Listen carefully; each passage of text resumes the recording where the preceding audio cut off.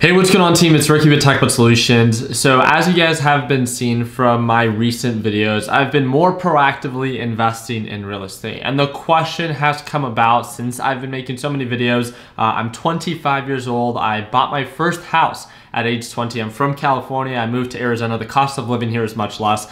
So if you buy more properties in California, it's probably much more impressive than my portfolio. But nonetheless, I think, I would not be to the point of where it is that I am today if I did not buy my initial house. So in today's video, I'm going to be covering exactly the 3 steps that I would encourage maybe a aspiring real estate investor or someone that just wants to become a little bit more informed in what it takes to buy a house.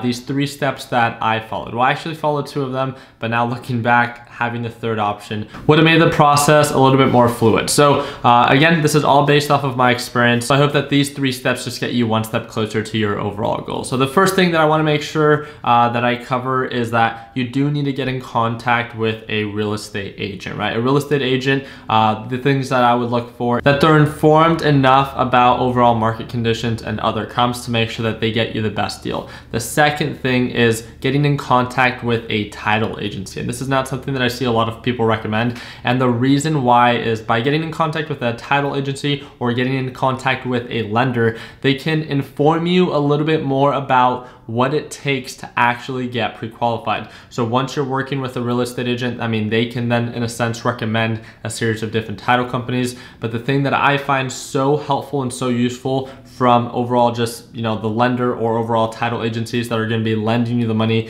if you're not buying the property outright is the overall idea or the requirements of what it is that they need from you to actually lend you the money to buy this property. So if you want to buy a property a year from now, if you want to buy a property 2 years from now, if it's for yourself, if it's for an investment, if it's for your future family, whatever the case may be, I think that you are best able to perform and work towards a goal when you're informed what it is that you need to work towards. So if they tell you that your income has to be at a certain point, that your overall 2-year work history has to be at a certain point, that your debt to income ratio has to be at a certain point, that your overall credit score, they can in a sense break it down exactly what it is that they need from you to make sure that you qualify for the property that you are trying to buy. Now the last thing, and again, this is not a step that I had myself, but this is kind of the best of both worlds. So yeah, you want a motivated real estate agent. Of course, you want to be informed of,